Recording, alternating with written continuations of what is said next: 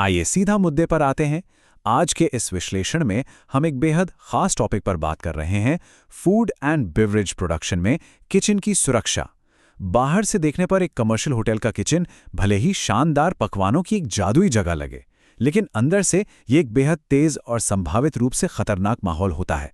आज हम देखेंगे कि कैसे सही नियमों और प्रक्रियाओं से इस खतरनाक माहौल को एक सुरक्षित और हाईली कंट्रोल्ड वर्कस्पेस में बदला जा सकता है।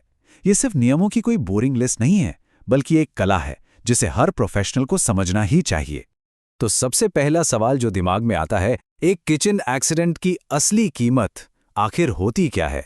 अक्सर जब हम सेफ्टी के बारे में सोचते हैं तो हमें लगता है कि बस एक छोटा सा कट लगेगा या खरोच आएगी। लेकिन एक कमर्शियल किचन में एक छोटी सी लापरवाही की कीमत सिर्फ एक बैंडेड तक सीमित नहीं होती, इसके परिणाम बहुत बड़े हो सकते हैं। खराब सुरक्षा का नतीजा सिर्फ शारीरिक चोटें नहीं हैं, हम बात कर रहे हैं भारी भरकम मेडिकल खर्चों की और महंगे उपकरणों के डैमेज होने की। काम बीच में रुक जाता है, जिससे पूरी प्रोडक्टिविटी गिर जाती है और गंभीर मामलों में तो इंश्योरेंस क्लेम और कानूनी कार्रवाइयों का भी सामना करना पड़ सकता है। सच कहूं तो ये सब मिलकर एक बहुत बड़ा फाइनेंशियल डैमेज करते हैं और होटल की साख भी खराब होती है। इसीलिए ये सेफ्टी प्रोटोकॉल्स इतने क्रूशियल हैं। तो आज के हमारे इस रोड मैप में हम 5 अहम पॉइंट्स कवर करेंगे। किचन के हाई रिस्क, हमारी पहली डिफेंस लाइन, आग और बिजली जैसे एलिमेंट्स को कंट्रोल करना, टूल्स का सही इस्तेमाल और आखिर में हमारी इमरजेंसी रिस्पांस और सेफ्टी कल्चर। चलिए पहले सेक्शन से शुरुआत करते हैं, किचन सुरक्षा के उच्च जोखिम और इन खतरों को समझना। अब एक प्रोफेशनल किचन में खतरे तो हर तरफ मौजूद होते हैं, सही कहा ना? गैस लीक या गर्म तेल से आग का खतरा, गीले फर्श या तेज धार वाले चाकुओं से फिजिकल इंजरी का रिस्क। और क्योंकि किचन में पानी और बिजली दोनों का भारी इस्तेमाल होता है, तो इलेक्ट्रिकल खतरे हमेशा बने रहते हैं। इसके अलावा स्ट्रॉन्ग क्लीनिंग केमिकल्स और हैवी मिक्सर या स्लाइसर जैसे इक्विपमेंट्स भी हैं। कुल मिलाकर ये एक ऐसा माहौल है जहां अनुशासन के बिना काम करना नामुमकिन है। आगे बढ़ते हैं हमारे दूसरे सेक्शन की तरफ, बचाव की पहली पंक्ति, यानी हमारा प्रोफेशनल गियर और ग्रूमिंग।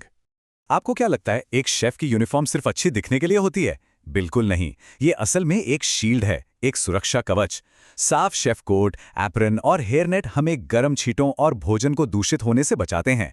और हाँ, वो बंद एंटी स्लिप सेफ्टी शूज तो बहुत ही जरूरी हैं।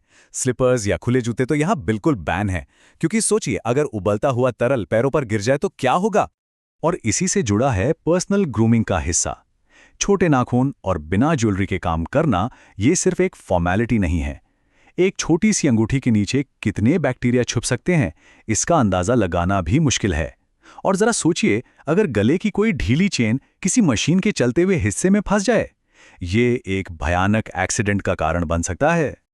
अब आते हैं तीसरे सेक्शन पर, तत्वों पर नियंत्रण, यानी आग, गैस और बिजली जैसी ताकतों को कैसे हैंडल करें।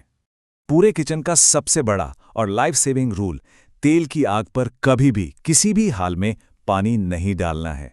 आमतौर पर हमें लगता है आग है तो पानी डाल दो, लेकिन तेल की आग के मामले में पानी तुरंत भाप बनकर उड़ता है और जलते हुए तेल को एक ही सेकंड में पूरे कमरे में ब्लास्ट की तरह फैला देता है। सच में एक छोटे से इंसिडेंट को तुरंत बेकाबू और जानलेवा बना सकता है। इसीलिए ये जानना बहुत जरूरी है कि किस आग के लिए कौन सा फायर एक्सटिंग्विशर इस्तेमाल करना है। अगर इलेक्ट्रिकल आग है तो CO2 का यूज करें। नॉर्मल लिक्विड्स की आग के लिए फोम, और जैसा कि हमने अभी तेल और ग्रीस की बात की, उसके लिए खास तौर पर वेट केमिकल यानी गीले रसायन वाले एक्सटिंग्विशर ही इस्तेमाल होने चाहिए। सही टाइम पर सही एक्सटिंग्विशर चुनना यहां जान बचा सकता है। मान लीजिए अगर आग लग ही जाए तो कुछ बहुत ही अहम स्टेप्स हैं जो सबको पता होने चाहिए। सबसे पहले, पैनिक ना करें, शांत रहें, तुरंत अलार्म बजाएं। और अब एक बहुत ही इंपॉर्टेंट स्टेप, आग बुझाने से पहले हमेशा गैस और पावर सप्लाई कट ऑफ करें। अगर फ्यूल मिलता रहा तो आग कभी नहीं बुझेगी। इसके बाद सही एक्सटिंग्विशर यूज करें, सुपरवाइजर को बताएं, और अगर लगे कि बात हाथ से निकल रही है तो तुरंत जगह खाली करके बाहर निकल जाएं। चलिए बढ़ते हैं सेक्शन 4 की ओर, उपकरण और सही तरीके, यानी इन फिजिकल टूल्स को कैसे सेफली इस्तेमाल करें। चाकू किचन का सबसे बेसिक लेकिन सबसे डेंजरस टूल। हमेशा शार्प चाकू ही यूज करना चाहिए, क्योंकि कुंद चाकू के स्लिप होने के चांसेस बहुत ज्यादा होते हैं और उसमें जोर भी ज्यादा लगाना पड़ता है। एक गलती जो अक्सर लोग अनजाने में करते हैं, चाकू को साबुन वाले पानी के सिंक में छोड़ देना। ये गैर पेशेवर होने की निशानी है। सोचिए, कोई बर्तन धोने के लिए सिंक में हाथ डाले और अंदर एक खुला चाकू हो, गंभीर चोट लग सकती है। हमेशा चाकू साफ करें और तुरंत उसकी सुरक्षित जगह पर रख दें।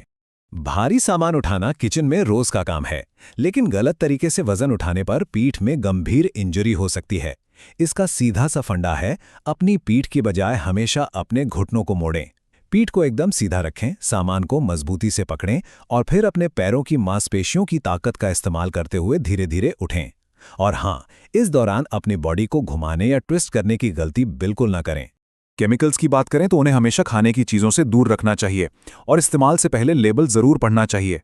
सबसे बड़ी और ख़तरनाक गलती जो हो सकती है वो है सफाई के रसायनों को पुराने खाने के डिब्बों या पानी की बोतलों में स्टोर करना। कोई भी भ्रमित होकर उसे पी सकता है।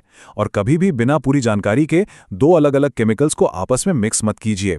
इससे टॉक्सिक और जानलेवा गैसें बन सकती हैं। अब हम अपने आखिरी सेक्शन की तरफ आते हैं, आपातकालीन प्रतिक्रिया और हमारी सेफ्टी कल्चर। जब चीज़ें गलत हो जाएं तो हम कैसे रिस्पॉन्ड करते हैं। फर्स्ट एड किट तो हर किचन में अनिवार्य रूप से होनी ही चाहिए। अगर कट लग जाए तो तुरंत घाव को धोकर एंटीसेप्टिक और वाटरप्रूफ बैंडेज लगाना चाहिए।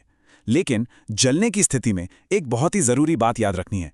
जले हुए हिस्से को हमेशा बहते हुए ठंडे पानी के नीचे रखें, लेकिन उस पर कभी भी सीधे बर्फ ना लगाएं। हमें लगता है बर्फ से आराम मिलेगा, लेकिन असल में ये त्वचा के टिश्यूज को और ज्यादा डैमेज कर देता है और घाव को गहरा कर सकता है। देखिए, एक सुरक्षित किचन रातों रात या किसी एक इंसान से नहीं बनता। ये पूरी टीम की साझा जिम्मेदारी है। स्टाफ की ये जिम्मेदारी है कि वो एसओपीज यानी स्टैंडर्ड ऑपरेटिंग प्रोसीजर्स का कड़ाई से पालन करें और कुछ भी असुरक्षित दिखे तो तुरंत रिपोर्ट करें। वहीं सुपरवाइजर्स का काम है कि वो रेगुलर सेफ्टी चेक करें और समय समय पर इमरजेंसी ड्रिल्स आयोजित करवाएं।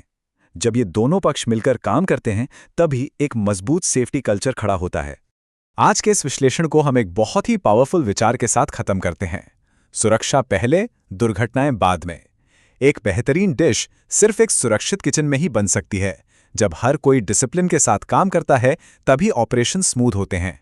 अगली बार जब आप किसी शानदार होटल में खाना खाएं तो याद रखिएगा कि उस खूबसूरत प्लेट के पीछे एक बेहद कंट्रोल्ड और सेफ सिस्टम काम कर रहा है। तो जाते जाते आपके लिए एक सवाल छोड़ जाता हूं। क्या हमारे आसपास के वर्कस्पेस भी ऐसी ही मजबूत सेफ्टी कल्चर को अपना रहे हैं, या वे बस किसी बड़ी दुर्घटना के होने का इंतजार कर रहे हैं? जरा सोचिएगा।